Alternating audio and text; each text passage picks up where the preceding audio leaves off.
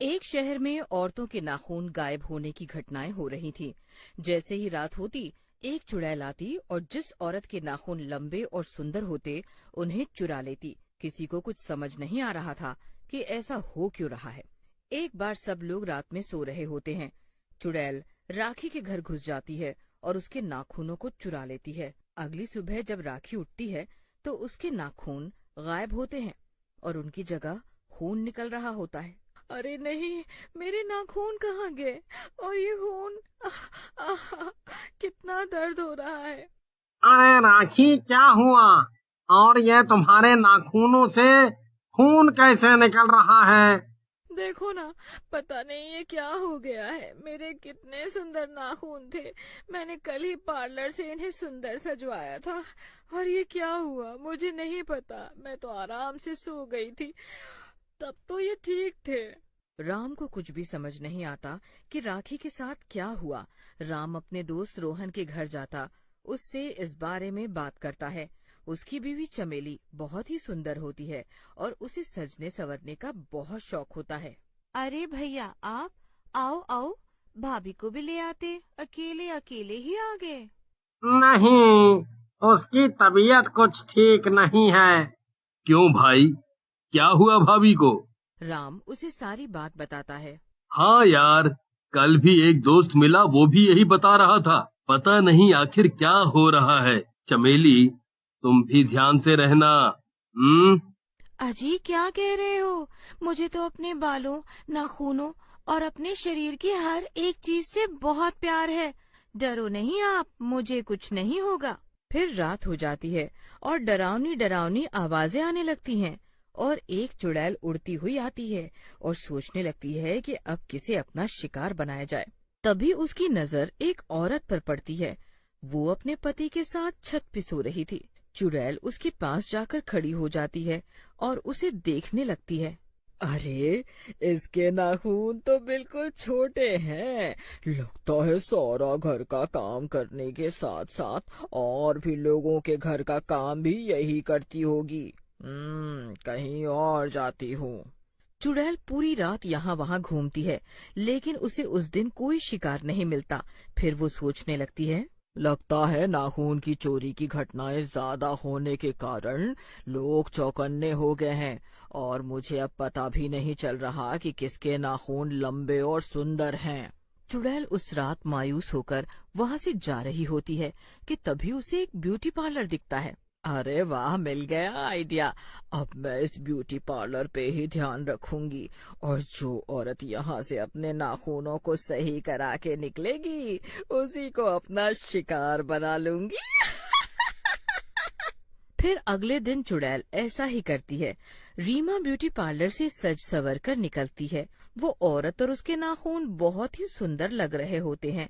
चुड़ैल उसे देख लेती है और फिर आधी रात होते ही उसके घर पहुंच जाती है और उसके नाखून चुरा लेती है। रीमा के हाथों से खून निकलने लगता है और दर्द से उसकी नींद खुल जाती है। हे भगवान, ये चुड़ैल अंदर कैसे आ गई? अरे अरे, मर गई रे। इस नास बेटी ने तो मेरे नाखून ही ले लिए। आज ही मैंने इन्हें इतना सुंदर सजवाया था।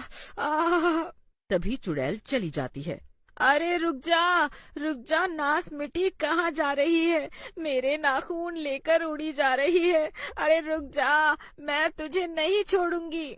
वो चुड़ैल का पीछा करती है, लेकिन चुड़ैल कहीं गायब हो जाती है। तभी उसका पति राहुल भी वहाँ आ जाता है।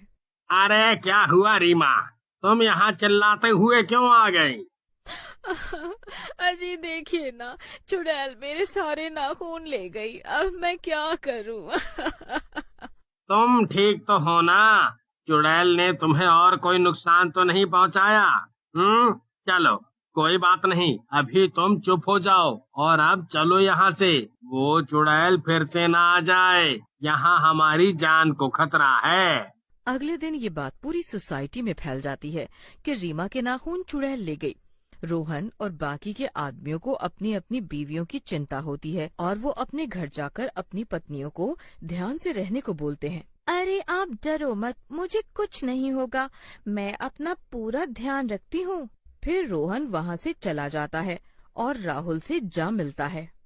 अरे राहुल भाई, भाभी के बारे में पता चला, बहुत बुरा लगा, लेकिन ये सब कर कौन रहा है वो नहीं समझ आ रहा। हाँ यार, क्या करूं, जब से रीमा के नाखून गए हैं उसने तो रो रो कर पूरा घर सर पे उठा रखा है। तुम भी भाभी का और अपनी बहन पिंकी का ध्यान रखना। वैसे भी भाभी को सजने संवरने का बहुत शौक है। हाँ, मैं भी अभी उसे यही बोल कर आया हूँ कि ज्यादा सजो सवरो मत, पर क्या करें, ये औरतें किसी की कहीं सुनती हैं। में रोहन सो रहा होता है, तभी उसे चिल्लाने की आवाज आती है। रोहन बहुत डर जाता है। उसकी बहन पिंकी भी बाहर आ जाती है। रोहन को चमेली कहीं नहीं दिखती। पता नहीं भैया, भाभी तो आपके साथ सो रही थी ना, मुझे कुछ नहीं पता, मैंने कुछ नहीं किया। क्या हुआ, तुम इतना क्यों घबरा रही हो, जैसे ये सब तुम ही कर रही हो, नाखून चोर तुम ही हो। अरे कहीं चुड़ैल ने इस बार चमेली को ही अपना शिकार तो नहीं बना लिया। चलो चलो बाहर चलकर देखते हैं, आओ जल्दी।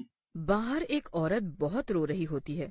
अरे नहीं, मैं तो लुट गई, बर्बाद हो गई, चुड़ैल मेरे नाखून ले गई, हाय रे। अरे भाई क्या हुआ, सब ठीक तो है ना? नहीं रोहन, कुछ भी ठीक नहीं। आज इन भाभी के वो चुड़ैल नाखून ले गई, बहुत बुरा हुआ इनके साथ भी। अरे नहीं नहीं, मुझे चमेली को ढूंढना होगा, पता नहीं वो कहाँ है, मिल ही नहीं रही, कहीं चुड़ैल उसे पूरा ही तो उठा के नहीं ले गई।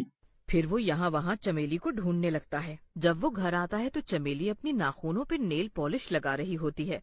उसके नाखून और भी लंबे लग रहे होते हैं। चमेली कुछ नहीं बोलती और मुस्कुराते हुए अपने नाखूनों पे नेल पॉलिश लगाती रहती है। फिर अगली सुबह सोसाइटी में सब्जी लेने वाली आती है। सभी औरतें सब्जी लेने जमा हो जाती हैं। चमेली भी आती है। रीमा और राखी के नाखून जा चुके होते हैं। वो बहुत दुखी होती हैं, पर सब जब चमेली के नाखूनों को देखते हैं तो हैरान रह जाते हैं। अरे चमेली भाभी, आपके नाखून तो बहुत ही ज्यादा लंबे हो गए हैं। हाँ सही कहा, मैंने तो आज तक इतने लंबे नाखून किसी के नहीं देखे। नकली है क्या भाभी? नहीं नहीं, ये असली है, एकदम असली। मैं इनका बहुत ध्यान जो रखती हूँ। तभी चमेली की ननद पिंकी भी वहाँ आ जाती है। हाँ हाँ, भाभी के नाखून एकदम असली हैं।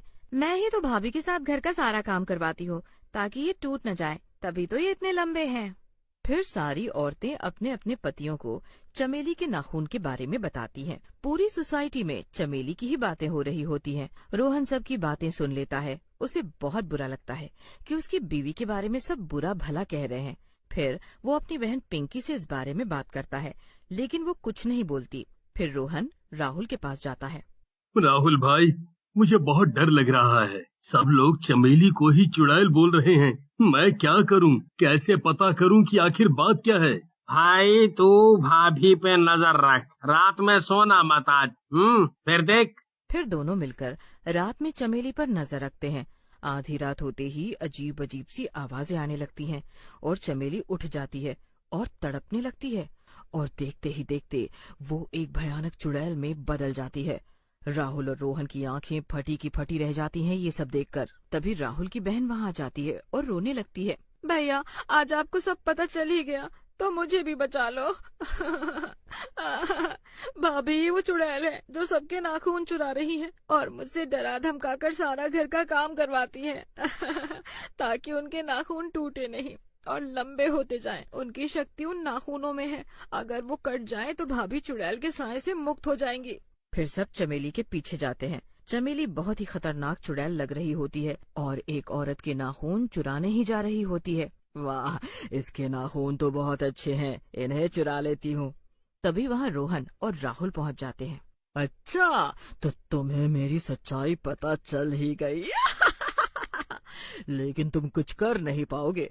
मेरे नाखूनों के साथ मेरी शक्ति बढ़ती जा रही है, इसीलिए मैं इन्हें बढ़ा रही हूँ। बस आज ये आखिरी शिकार है, उसके बाद तुम्हारी चमेली का शरीर मेरा हो जाएगा और मैं सबसे शक्तिशाली चुड़ैल बन जाऊंगी। तभी पिंकी और औरतों को ले आती है। सब मिलकर चुड़ैल को पीछे से पकड़ लेते हैं। भैया, जल्दी से चुड़ैल के नाखून काट दो। अरे नहीं नहीं, ऐसा मत करना, मेरी सारी मेहनत बर्बाद हो जाएगी। नहीं, ऐसा मत करना। रोहन चुड़ैल के नाखून काट देता है। नाखून कटते ही चुड़ैल की सारी शक्तियां खत्म हो जाती हैं और चमेली ठीक हो जाती है।